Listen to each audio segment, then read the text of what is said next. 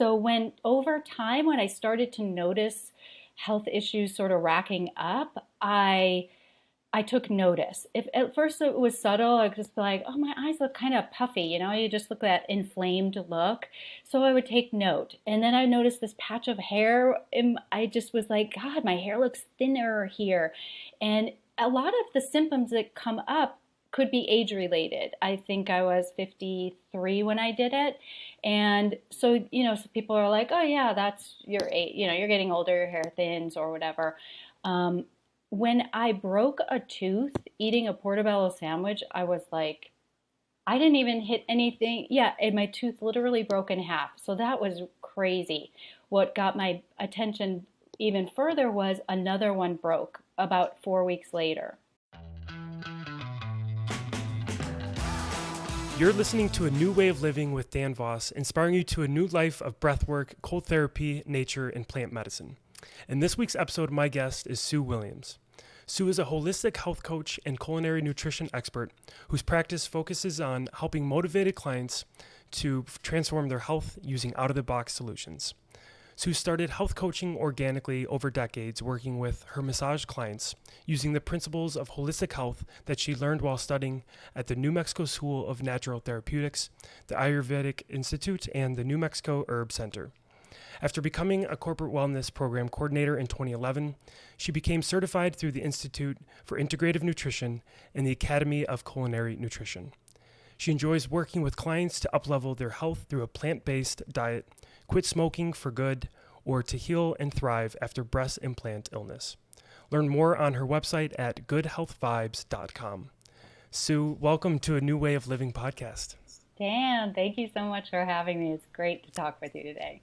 Yes, absolutely. I'm really happy that we have this opportunity to speak today.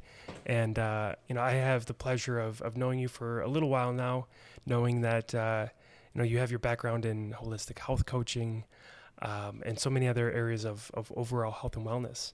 And you have somewhat recently entered into the space of, breast plant awareness and breast plant illness and helping clients around that area. So I'd love to hear a little bit more about your story of, to the extent of what you're willing to share with your experience with breast implants and explants and how that kind of played out in your life. Yeah, thanks. It wasn't something that I planned to talk about when I first got implants. It's amazing how many breast implant surgeries are done every year. The number's around 400,000. Of those, 25% are reconstructive after mastectomy. But once I get into this, and I'll tell you more, but it's just amazing how normal women, how many from 18-year-olds to 90-year-olds have breast implants. It's just a really super common surgery. So it goes into, and in my program we go into mindset and body image and things like that, because it stems from that. Things that you learn through the media or through someone in your family, a loved one, a parent, somebody who sent you messages that you weren't really good enough the way you were. Somehow you figured that out, and it's not that difficult with our media to do that. So I had always wanted breast implants to, I used to say, balance my body out. And I've always been super health conscious. And even knowing what I know and knowing what I knew, I still wanted them. I still was like, people would say, you're getting them, you're doing that. And it was shocking to them. And I'd say, I know that. Yeah, I am. Because I knew that they weren't good for me, but I didn't know that they were bad for me. I didn't know. And I really probably wasn't open to doing the research prior to getting them. I was just I'm getting them. So in 2018, I got them. And I had the good fortune of being a little older when I got them and also being in good health. So over time, when I started to notice health issues sort of racking up, I took notice. If at first it was subtle, I could just be like, oh, my eyes look kind of puffy, you just look at that inflamed look. So I would take note. And then I noticed this patch of hair, and I just was like, God, my hair looks thinner here. And a lot of the symptoms that come up could be age related. I think I was 53 when I did it. And so, so people are like, oh yeah, that's your age, you're getting older, your hair thins or whatever. When I broke a tooth eating a portobello sandwich, I was like, I didn't even hit anything. Yeah, and my tooth literally broke in half. So that was crazy. What got my attention even further was another one broke about 4 weeks later. So that was, those are insane. That's an insane thing to happen in your life and just randomly. But it really wasn't until I got joint pain that something triggered in me, and I was already seeing practitioners and a homeopath and a naturopath and getting help for all of my symptoms. But when I got the joint pain, I remembered that someone said, I had read somewhere or something, that breast implants can cause joint pain. So that started me down that road, of looking into it. And then it just opened up so much information. There's so much information on the internet about it and women having these problems for years. So then as I got into it, then I finally explanted about 2 years later, right before COVID hit. I was lucky to get in and get them removed. And guess what? All of my symptoms went away as soon as I explanted. I have no more of those symptoms. Oh my goodness. So it's pretty remarkable. That is incredible. And what is the core issue with the implants? Like, what's actually happening there? Is it the toxicity? What can you talk us through some of the problems of why breast implants cause health concerns and cause these symptoms? It is, I think, twofold. I think it's just having the implants in your body in general. I think that alone causes inflammation because your body, it's a foreign object that your body doesn't like there. It doesn't want it. It does form a capsule around the implant. Skin will grow, a tissue will grow. It's not skin. Tissue will grow around the implant as a protective measure. Your body wants to keep it like, what is this? It's an invader, and we're going to at least protect it. So we have these capsules over the implant. But I also have learned how many toxins are in. It seems like it's a silicone or saline. They're either silicone or saline. Silicone in a silicone shell, right? It doesn't, if you don't think about it much, that's all you think it is. But then, of course, like any ingredients, I found out there's heavy metals in there. There are all kinds of chemicals, formaldehyde, a lot of those ethylenes, ethylene oxide and methyls, and just toxic chemicals. And I'm not sure we even know everything that's in that. I don't know if they're super transparent with what's in them. But they're certainly not benign. You can't put that many chemicals in your body. And people thought that the saline was super safe, but this oddity, a lot of women, if the saline, if it deflates in the saline, your body will absorb the saline, but some women get their implants out and they find mold inside their implant. Yeah, and I'm sure you know how dangerous mold is in any way, but in your body, in your body. Gosh, that is so scary. No. And you mentioned a few of the symptoms, whether it's, you said you broke 2 different teeth? Yeah. So my symptoms, go ahead. I guess what I'm getting at is what are some of the other symptoms besides the ones that you've mentioned? Yeah. And a lot of them cross over. Some women have some that other women don't. Some women get very, very sick. I was fortunate, really. And I know women with no symptoms who have implants. But a couple of so I have a list that's not even all of them, but brain fog, hair loss or thinning, joint pain, digestive issues, fatigue, depression, anxiety, thyroid issues all the way to a Hashimoto's diagnosis, acne, tremors, red puffy eyes, fibromyalgia, headaches, vertigo, rashes, shoulder pain, neck pain, breathing difficulties, all the way up to lupus diagnoses or MS diagnosis or Epstein-Barr or Raynaud's. And amazingly, these diseases heal once the implants come out. Women report, my lupus numbers are going down, and all my joint pain. People get rheumatoid arthritis. So then they go down this path in life because no one's relating it to the implant. So they're just getting treated for that disease, medications or therapies or whatever, and never getting to the root cause of it. You can see those symptoms can overlap in a lot of ways. You wouldn't really relate those to implants, and doctors don't recognize that it's an issue or a disorder or a disease, and so they don't even ask, "Do you have breast implants?" So that question never gets raised. Wow.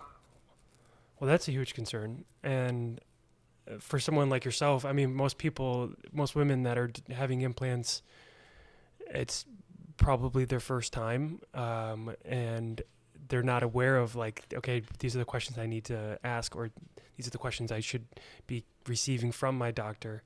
And that's probably what you experienced. You kind of went into it without really knowing all of the concerns that could come up and the questions that should be asked and the answers that you should be finding. I can see where that's really a big concern. So then explant is obviously a very viable option. That's something that you chose to do. Is that something that you would recommend for women that are experiencing issues with the implants and they're having the symptoms? Is that the only solution, the only option for them? Is that the first option you recommend? Or are there other, maybe since you have that holistic health background, are there other ways that they can maybe reduce or eliminate those symptoms naturally or otherwise? What are your thoughts on the entire topic of explant and kind of solutions for the symptoms of implants? That's a really good question, because there are ways you can manage your symptoms. So from the start, you can manage your symptoms with medications. But there, of course, are holistic. I was going to a chiropractor. I was going to a naturopath. I got all my nutritional testing done. So I addressed those nutritional issues as best I could. I was seeing a chiropractor and a kind of like PT, where I was doing PT and massage work. So you can do things to kind of mitigate some of the severity of the symptoms, but it's never getting to the root cause of them. So you're kind of just chasing symptoms. You're not getting there. So I really do think that explanting is the only option. You have to get the toxicity out of your body to start healing. And there is a way that has to be done. It doesn't have to be. I'm going to take that back, because it's something called en bloc explant, and only certain doctors are specialized in it. And it's a way of removing the capsule, along that capsule that I talked about that surrounds your implant as a protective measure. A doctor will make an incision and remove the implant along with that capsule, because some of them, it's much harder. It takes a larger incision usually, and it's a little more finesse. Sometimes that capsule is stuck to the ribs or other parts inside the body. So it's a little bit harder, takes a longer surgery. So not all surgeons want to do that.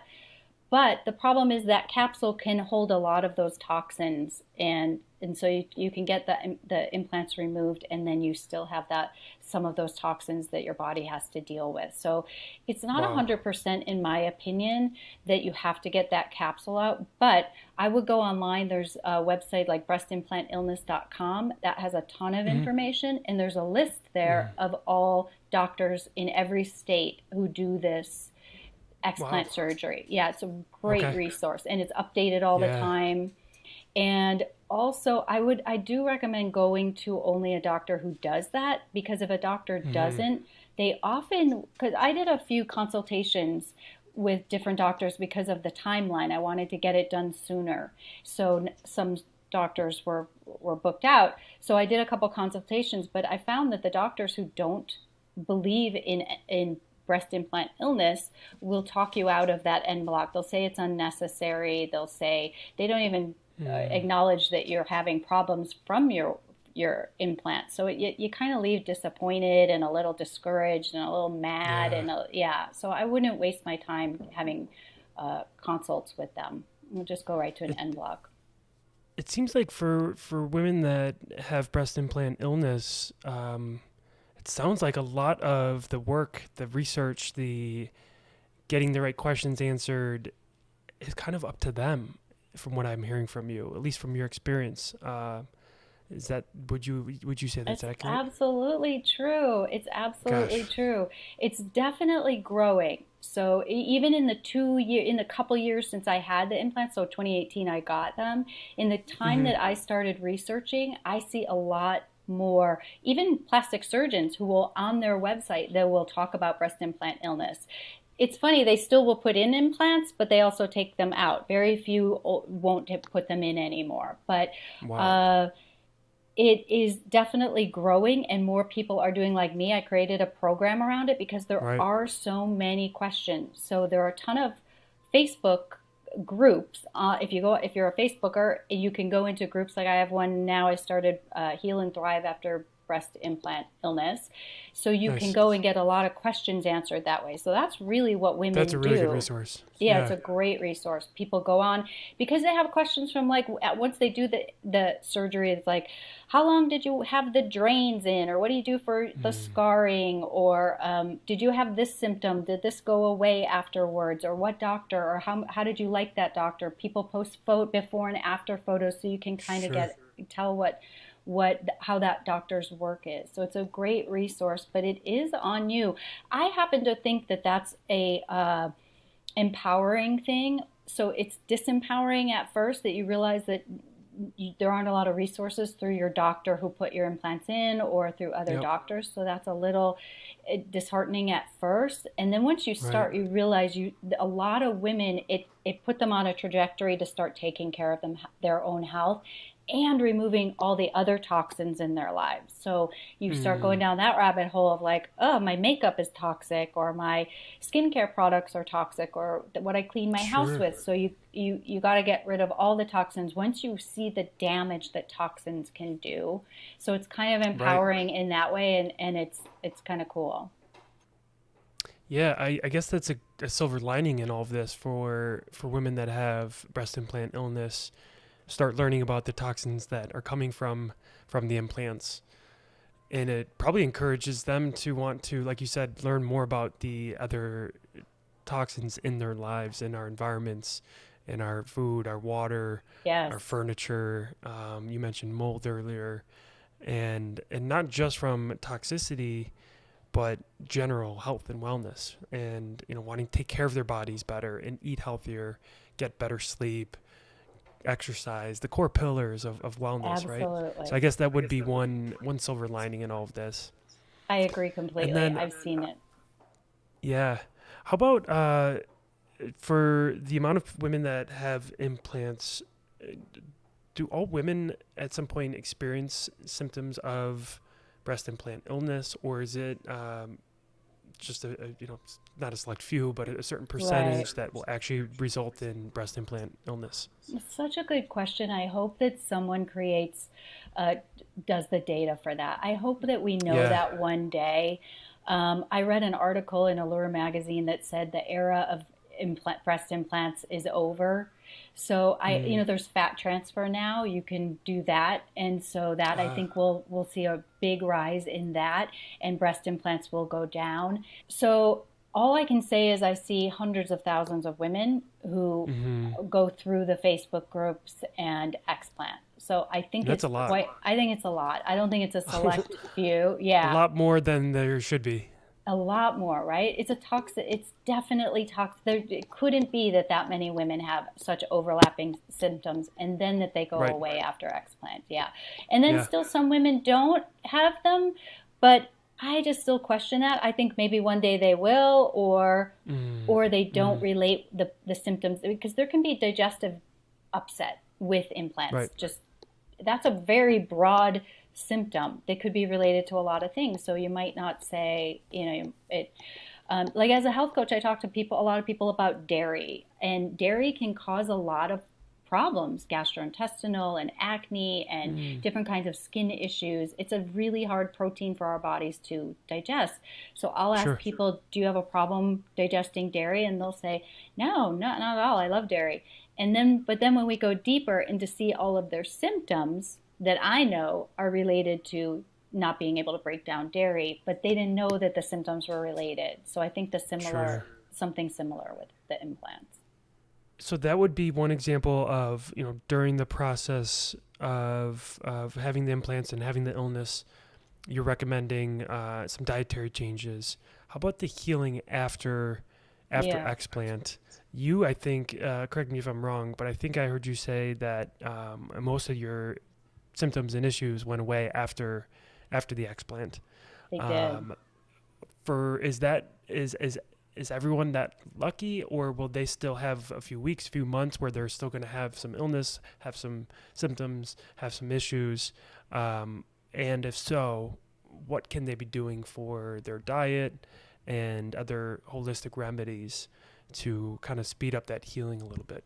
Yeah, everyone is different. So I do feel like I was lucky, or maybe because I took care of my health prior, I don't know, but I did heal really, really quickly. And so, a lot of women are that way as well. Some people, it just takes longer. And then some people, it takes a long time. Some women find their symptoms come back after time. So I do think a lot of women get into like the detox, that I'm going to detox after these. And so I'm a believer in gentle detox. I think that once you remove the toxicity, the implants, that's step number one. Now you've done that. So after surgery, relax, let your body do what it does. Let it recover from surgery. I think that you need to support your body. So there's a lot of things we can do with supplements and nutrition and essential oils, good sleep, all the pillars of health, as you said. We would amp all of those things up, and then go into supporting detox. Because your body's going to detox, but we can then help it with like dry skin brushing. Dry skin brushing is great for the lymph system. These implants seem to tox up the lymph nodes a lot, because it's just this onslaught of toxins that your body is having trouble getting rid of. So supporting the lymph system. And then I like to talk about next level healing is what I call it. Like people who want to really get into the really great healing, but it's not. Yeah, what's next level healing? Tell us about that. Next level healing, hyperbaric chamber. Have you ever done hyperbaric chamber? No, I've heard of it. Can you explain what it is? 'Cause it sounds like it's up my alley, but I'd love to hear about what that is. Yeah, hyperbaric chamber is so great. It can help you heal from the surgery, so the anesthesia and all the medications you have to take for that. It can help bring your body back to balance, because it gets rid of all pathogens, bacteria. I'm not an expert on hyperbaric chamber, so you should look it up. But I did I did 10 2-hour sessions after my surgery, and it makes your brain feel amazing. It's just super clarity, but it can help with scar healing. It can help with wound repair. It helps on a cellular level, just saturating your body with all of that oxygen. It's so cool. It feels amazing. You would love it. What's actually happening there? Like, what's the mechanism? What's actually going on in the hyperbaric chamber? You're in a chamber that is saturated with, I don't know the percentage of oxygen, but it's so much more oxygen than we normally would take. You just are in there with your clothes on, but just breathing it and it going in through your skin it is such a high saturation level that it goes in and just helps your body repair. I'm not an expert, so people should look it up. It's so good. But on a basic level, it's a chamber that is basically filling your body with oxygen, right? Your skin, your lungs. You're absorbing that much oxygen. Yeah. So it's really good for all kinds of, people use it for Lyme disease healing. It's a great microorganism killer. They just can't survive in that much an oxygenated environment. Okay. Yeah, I've seen some recent studies and papers around it. I haven't had a chance to really dive into it and understand it better, obviously. But I know it is being talked about in the field within the last couple of years. And I think we'll see it more. Right now it's used with burn. It helps repair skin so well that they use it for burn victims in hospitals. Okay. But I think it's going to get more mainstream, where you're going to be able to just go and do dives in different holistic centers. Yeah. It definitely sounds like something I would enjoy. It sounds like it's up my alley with the breath work that I enjoy. Even to an extent, some of the cold therapy that I do, and a lot of the overarching theme of all of this is, we mentioned inflammation earlier in our conversation, and that right there is a core piece of so many health concerns and diseases and chronic illnesses. And when you can reduce that inflammation, you're setting yourself up for success. So, agree. Yeah, that's really cool. I'm going to be looking into that. I mentioned breath work. That's, I think a good overall wellness practice. I'm sure you would agree with that. What other holistic remedies or just like lifestyle practices would you recommend? Whether it's somebody that's healing, post explant, or just maybe just in your life that you enjoy on a day-to-day basis, some just kind of basic rituals. Well, I do like the cold therapy or hot cold showers, hot cold, or if you have a bath and you can do that, or I live close to a river that's super cold, so I can do river dives. Love that. It's so great. And then you get the grounding while you're in the water. Right? It's so really cool. Yeah. Yeah. Talk about reducing inflammation. Grounding is another practice that's great for that. Absolutely. Yeah. So many things like that are so easy to do. They're just free and they're super powerful, especially for inflammation. Like you said, like just go outside, go barefoot, be out there. Yeah. I'm really into the lymph system, helping the lymph system. So as a massage therapist, I taught and practiced lymphatic drainage. So I wasn't a lymphatic specialist, but people do specific lymphatic massage for like after surgeries and stuff like that. It really helps with healing. But the lymph system, just supporting our lymph system, I think we should be taught these things in high school. I think we should be taught, everyone should get anatomy and physiology in high school. We should know what our body does. We should know where our stomach is. I ask grown adults all the time, where's your spleen? And they don't know. They don't know what it does or where it is. Yeah. So we should know what's in our body. Absolutely. Yeah, there's so much. This is a topic for another day maybe, but there's so much in the school system that I really wish was taught, but it's not. Same. And I guess that's why we have folks like you to help people that are looking for answers, Yeah, luckily. Yeah. Well, so supporting the lymph system is great. So that is with the hot, cold, alternating hot, cold, because the lymphatic system is our garbage collector. And so we need, and it has no pump. A movement makes your lymph system move and clear out, and so makes it effective. So movement, any kind of movement, a rebounder. Do you ever use a rebounder? I actually haven't, but I've had a few people on my podcast talking about it. I think Tony Robbins is really big into rebounding in the morning. It's basically like a trampoline, right? You just jump on the mini trampoline. Yeah, you can jump rope instead. If you want to if you're healthy and you can do like after explant surgery, I don't recommend someone jump ropes for a couple weeks, but it's the same movement. That up and down movement is the best thing for your lymphatic system. So I've been meaning to get a jump rope, mostly just to get in really good shape. I know it's a great way to, good for cardio, and a lot of people I've talked to or, just listen to on podcasts or YouTube videos that talk about jump roping, they say it's probably the quickest way to just get really shredded. If you want that, just like that muscle definition and fat loss, like if you do jump rope for 10 minutes a day, after a few weeks, you're going to see some noticeable differences. That's pretty profound. 10 minutes a day. And it's fun and cool, and you get better at it and better at it, so it's more motivating to do it. You like it. It feels great. Yeah. I follow this one fitness expert, and she does it in airports. She just brings it with her, and when you're waiting there, she just goes off into a side and jumps. Great idea. I know. Yeah, especially because right before, then you're going to sit for a couple hours on the plane. Right. So, yeah. It's a really good idea, and it's so, easily portable to travel with it, to put in your bag. That's great. Was there anything else on the next level healing that you wanted to cover? So a sauna, an infrared sauna is great for all the stuff that we talked about. They kind of really overlap, but red light therapy. Red light therapy is really good for scar repair, and so that's a really good thing. And they're not expensive. They're going down a little bit.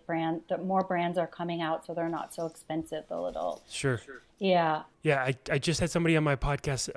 He's a CEO of a company, a red light therapy company. So the whole conversation was around red light therapy, infrared light. Really fascinating stuff. It's a topic that I'm exploring more myself and learning more about. But I know there's so many benefits to sauna use, to infrared or red light therapy. And to your point, it's like most things with technology. Like when it first comes out, it's very expensive to make. Exactly. But as they fine tune it and they kind of get that process down a little bit better, the cost of that goes down over time. And I think we're starting to see that with a lot of red light therapy devices. So yeah, it's a powerful healing tool. It's a good one. Yeah. Yeah. Very cool. The last one that I was thinking, IV nutrition. I like IV nutrition because after surgery, it's a good time to just get in as much nutrition as possible. And then my pillars are the same as your pillars. It's just organic food. I think it's worth the extra cost. I think taking out things is just as important as bringing in all these fun tools. So getting out soda, getting out cigarettes, or any kind of thing that you're doing that way. But basics like canola oil, it's an easy one to just switch out your oils, and it's just such a high. There's a lot of bang for your buck in those little switches. Yeah, I never understood cooking with vegetable oil. I've always been into olive oil and avocado oil. To me, they just taste really good, and I just don't understand, canola oil or any of the other vegetable oils. They're not healthy, and like I said, I just think olive oil and avocado oil already taste so good. So why not use those? I agree. You can get them anywhere. It's so easy to be healthy these days. There's so much information out there. You can buy stuff like that at Target or Walmart or anywhere. You don't have to go to a special store. Yeah. Yeah, exactly right. And then you mentioned soda. I've never really been a soda drinker, but I know I've talked to different people in the nutrition space that recommend for someone that's trying to wean off soda. Let's say they have Diet Coke every day or Coke or whatever. Start with transitioning over to maybe Sprite or 7-Up. Something that's lighter in color. That alone will already be an improvement. And then from there, maybe go over to, LaCroix or, carbonated water. And then over time you can, totally wean yourself off from that Diet Coke or whatever soda that you prefer. I think that the point is that you take kind of baby steps, right? It doesn't have to be overnight. That idea. So yeah, I don't know. Do you have any other, that's a good idea. I like the switching over to Sprite. Even though it's still Sprite, it's still soda. I like the idea of that because you start getting into the look of it, that you start to just change your habits are, they just take time to change, and the little teeniest habit adds up. So you just baby step it until you can do it. But soda is a good one to get off of, if especially diet soda, but they're all bad. But because I would say across the board, it's one of those few things that everyone agrees on. There's no upside to it. It's all downside. There's no upside. There's some things like coffee. It's not all bad. Alcohol, not all bad. There's certain things about each of these, like wine having some upsides, but soda, there is no upside. None. Exactly right. Yeah, that's a quick one that you can eliminate. Yeah. I've worked with people who've lost 20 pounds just getting soda out of their lives. Just that change alone. Yeah, it's amazing. It really is, to make one change like that and have such a profound impact. You talked a little bit earlier about mindset for well-being. Tell us a little bit more about when you're working with clients. What is it that you're doing to kind of enhance or improve or kind of work on the mindset? Why is it so important for our well-being? So there's two areas of mindset that we would work with in my program, because One is the mindset of wellness that we would start right away. As soon as you start working with me, you start seeing yourself healthy, because this process takes so much out of you, and you're doing all this research and you're listening to other people's stories and you're going to specialists and doctors and getting tests. Well, now all of that energy has gone into disease and not feeling well. You're telling your story a lot of how you're not doing well. So we have to just change that. I don't know if you've worked with Joe Dispenza kind of work, like mindset work with great people like him. I've watched a lot of his videos, yeah. Right? He's amazing. He's great. He's brilliant, yeah. He's brilliant. It's so great. And I've only heard people that follow him and get into his work. I've only heard good things. Like every single person that has told me about him, or talked about him, it's unanimously like what he does it really works. Yeah, and he has a lot of science around it. So if you're the kind of person that needs proof of these things, sure. I'm more of an experiential proofer. I try things, and if it works for me, and if it doesn't, it doesn't. So I like it that way. But we're experiential learners. So, but some people like to know that someone researched this or did a study or something like that. And he has so much to back up what he talks about. But his work on the placebo is amazing. I think everything is placebo. I think everything is mindset. So when you flip the switch and you start seeing yourself as healthy, so that's what we start with. We start with a vision board, because you have to start seeing yourself on the other side. You have to start seeing who you will be, what you will be doing, how much joy you're going to be having in life once this is over. Because I'm kind of like time is, I look at it as you're already well. We just time hasn't caught up to that. So the mindset is you're in perfect health. Now we just have to do the steps toward that goal. And that's what we do with the mindset. So we start with that. We do some guided visualizations. But really, it's mindset, like what you're telling yourself. So putting notes around to where you just don't let those, when you see that, when the negative thoughts come in, like my knee hurts so much, you just give it a new sentence. My knee hurts, and I can't wait until my implants are out and I'm going to feel great. My knee hurts, and luckily I have peppermint oil to help. Or you just switch it, just so you don't go down, down, down. And the other part of mindset in my program is the mindset around how great you are, how beautiful you are, how perfect you are just the way you are. Because women have that, we've just been taught through that our looks and what we present to the world by what we look like is our value. It's not 100%, of course, and that's changing and growing, and we're in different times in 2021, for sure. But that's still a big part of why someone would get implants, is they just don't feel good enough the way they are. They don't look enough. They're not attractive enough. And so we have to do a lot of mindset around that to get to the point where, and again, it's kind of cool, because the silver lining is that some women are so sick, they get to the point that I don't care what my breasts look like. Anybody can say whatever they want about or judge my body however they want. I don't care, because I am healthy now, and that's the only thing that matters to me. So yeah, so true. So true. I love what you're doing there with putting that mindset piece at the forefront, because, as you know, women get implants for a variety of reasons, but a lot of it comes down to body image, confidence, how they see themselves. Like you were saying, are they good enough, attractive enough?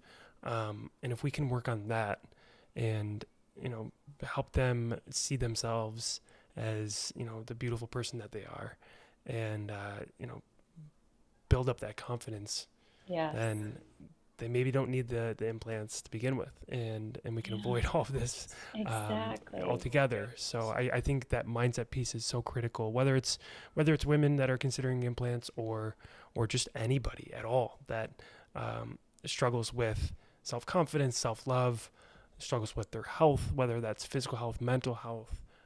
If you can get that mindset right and realize that, what you're and who you are is important, and it matters, and you're beautiful, then I think that's at least half the battle, if not more. So I think Yes. that's great. It's great Dan, work. that So was beautifully. You wrapped that up perfectly. I agree with you. That thank really you. what you said was it was beautiful. Yes. Thank you. I appreciate that. Mhm. I like to wrap up conversations with a question around your definition of health. And obviously, that's kind of a loaded question. I know you have, so much experience and accolades and education, and you've worked with tons of clients, and you've seen probably a lot in terms of your clientele with different health concerns or issues or challenges. But for you, when you are living your healthiest version, what does that mean for you?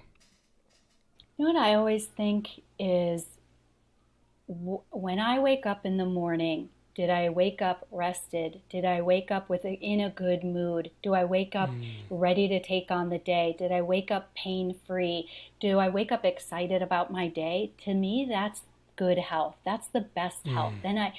Because when you don't have your health, you wake up to aches and pains and they tell you right away, oh, it's another day and I have a headache or whatever it is. So that's what I look at as health. Like as soon as you wake up in the morning, you're excited about being alive because you feel great. I always say it Yes, feels I good to love that. feel good. It feels good to feel Yeah, good, right? It just does. I really appreciate that answer. I don't think has anyone on my podcast has answered it in that way. I mean, everyone kind of answers it in a sort of a similar answer in terms of like it gives me freedom to do the things that I love. But I've never heard somebody talk about, if you can wake up feeling good, then that's health. Because there are a lot of variables for why somebody might wake up and not feel so great. Like maybe they didn't sleep well.